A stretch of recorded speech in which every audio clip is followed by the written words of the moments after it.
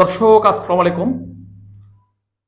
গত 4 এপ্রিল বিমস্টেকের সম্মেলনে সাইড লাইনে ভারতের প্রধানমন্ত্রী নরেন্দ্র মোদী এবং বাংলাদেশের অন্তর্বর্তীকালীন সরকারের অভ্যন্তরে ডক্টর মোহাম্মদ ইউনূসের সাথে যে বৈঠকটি হয়ে গেল, সেই বৈঠক নিয়ে বাংলাদেশে এবং ভারতের বিভিন্ন মিডিয়া, বিভিন্ন কূটনৈতিক এবং জনগণের মধ্যে একটি ব্যাপক আলোচনা চলছে।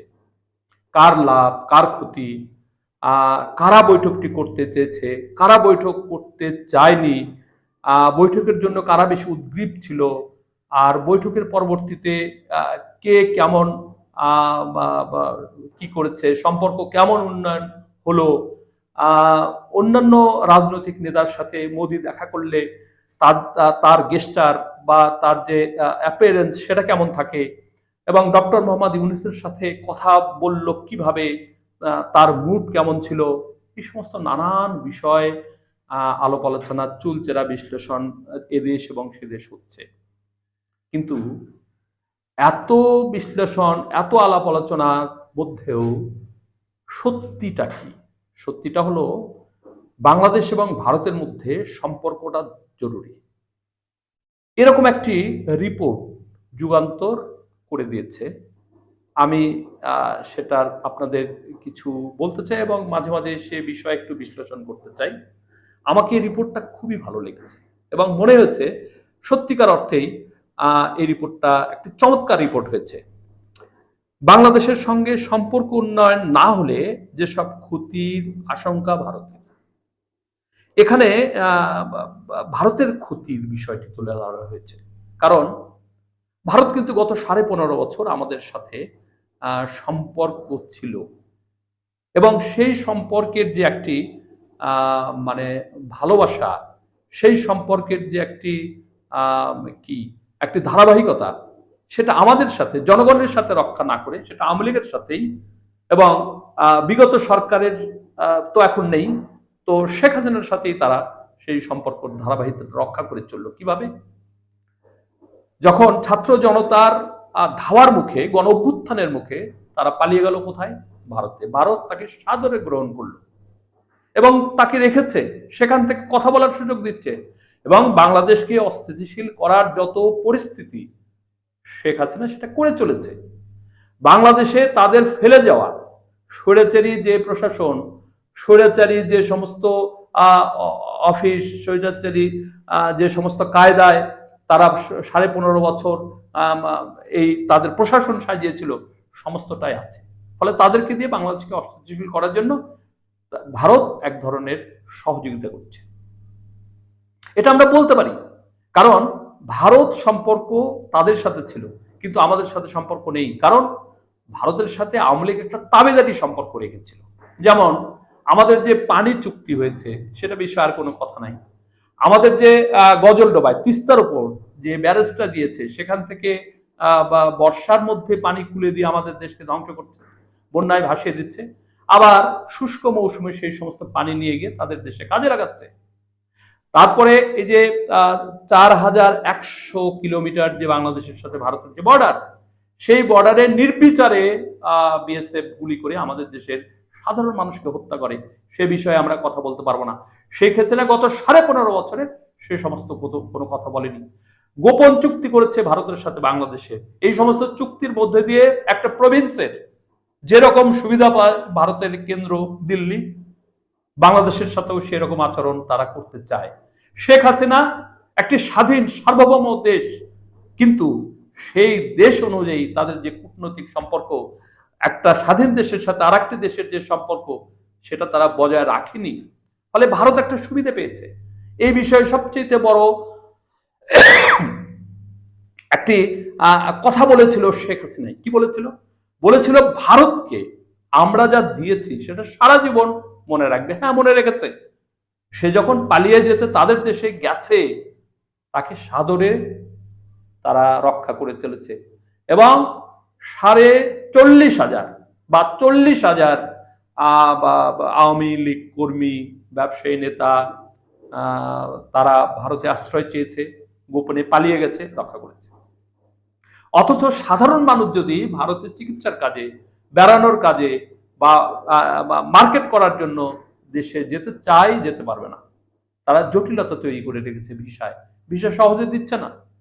ফলে গত 15 বছর, 15.5 বছর যে সম্পর্ক তাদের সাথে বাংলাদেশের ছিল, সেটা আওয়ামী লীগের সাথে ছিল। এবং নির্বাচনের আগে বা বিভিন্ন সময়ে বাংলাদেশের সাংবাদিক বা বাংলাদেশের কূটনৈতিক মহল ভারতের কাছে যদি জিজ্ঞেস করেছে আপনারা কেমন শাসন চান বাংলাদেশে, বলছে সেটা অভ্যন্তরীণ বিষয়। তারা তাদের দেশের কিভাবে নেতা নির্বাচন করবে, সে দেশের শাসক এবং সে দেশের যে রাজনৈতিক দল, জনগণ সেটা ঠিক করবে। প্রিয় দর্শক, এই কথা বলে আওয়ামী লীগ যে সমস্ত অপরাধ করেছে, একবার তারা ফাঁকা মাঠে গোল দিয়েছে, তারপরে তারা নিশি ভোট করেছে এবং আমিডামে নির্বাচন করেছে সবচেয়ে শেষে। এ বিষয়ে যদি কথা বলা হয়েছে, দেখা গেছে যে শেখ হাসিনাকে সবচেয়ে বেশি রক্ষা করেছে ভারত। ফলে সম্পর্ক উন্নয়ন ছিল কার সাথে? ভারতের সাথে। অথচ $18 বিলিয়ন একটি বাণিজ্য হতো, সেই বাণিজ্যের $14 বিলিয়ন তারাই করেছে এবং আমরা মাত্র $4 বিলিয়ন আমরা বাণিজ্য করেছি কোনো 1 বছরে। তাহলে এখানে লক্ষ্য করা যায়, আবার আমাদের দেশের শুল্ক, আমরা ভারতের পণ্য আসলে 7% আর 7 থেকে 11%, আর ওদের দেশে গেলে 40 থেকে 47% তাদেরকে দিতে হবে। আমাদের দেশের পণ্য নিশ্চয়ই তাহলে এত ট্যাক্স দিয়ে ভারতের পণ্যের সাথে বা পৃথিবীর অন্যান্য দেশের পণ্যের সাথে ভারতে কম্পিটিশন করে পারবে না। ফলে আমাদের দেশের যে পণ্য সেখানে ইন্ডিয়ায় গিয়ে টিকতে পারবে না। তো এটা একটা বিষয়। আর ভারত এই যে সুবিধাটা পেয়েছে, আমাদের দেশে ইচ্ছামতো আমাদের নদীর উপর বাঁধ দিয়েছে, তারা ইচ্ছামতো বর্ডার সীমান্ত হত্যা করেছে তাদের সুবিধা মতো যেভাবে পেরেছে, আমাদেরকে তাবেদার হিসেবে রেখেছে, আমাদের আতঙ্কে রেখেছে, আমাদেরকে চাপে রেখেছে এবং তারা সুবিধা নিয়েছে। তো সেখান থেকে তো সেই অবস্থা নেই। ফলে 8.5 মাস বা 8 মাস পরে তাকে এই বৈঠকে বসতে হলো বাধ্য হয়ে। যে যেভাবেই সমালোচনা করুক, কিন্তু বাস্তব হলো ভারতের প্রয়োজন আমাদের রাষ্ট্রকে, তাদের 7 সিস্টারকে শাসন করতে, তাদের ওখানে পণ্য পরিবহন করতে, তাদের প্রশাসন চালাতে তাদের লাগবে।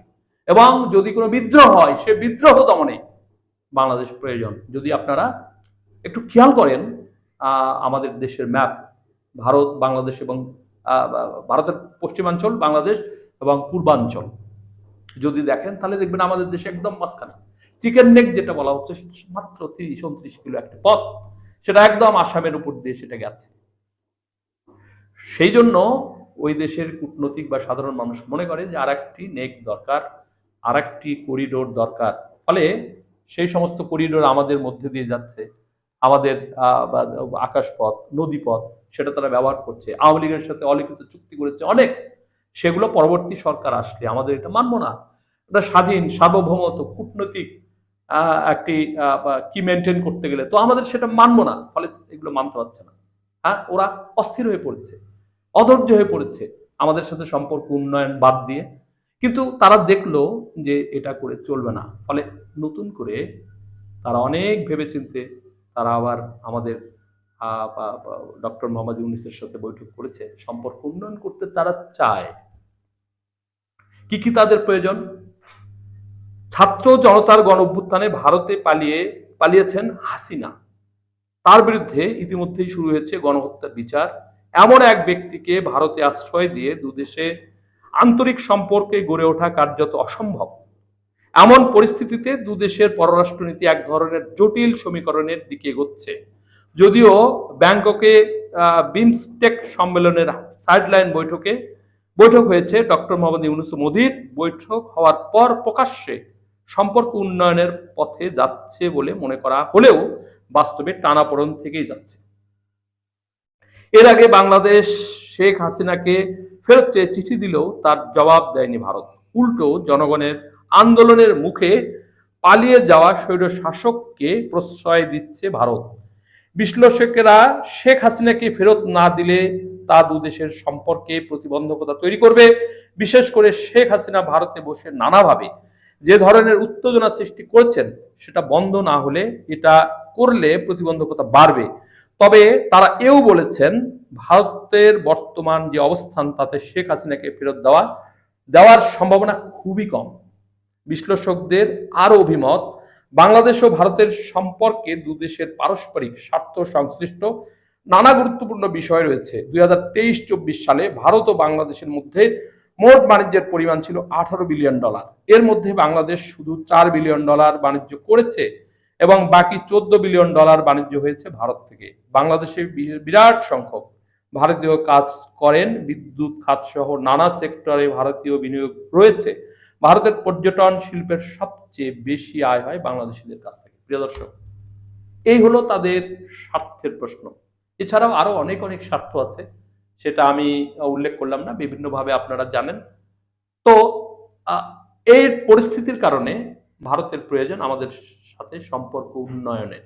প্রিয় দর্শক, আজকে পর্যন্তই। সকলে ভালো থাকবেন। আল্লাহ হাফেজ।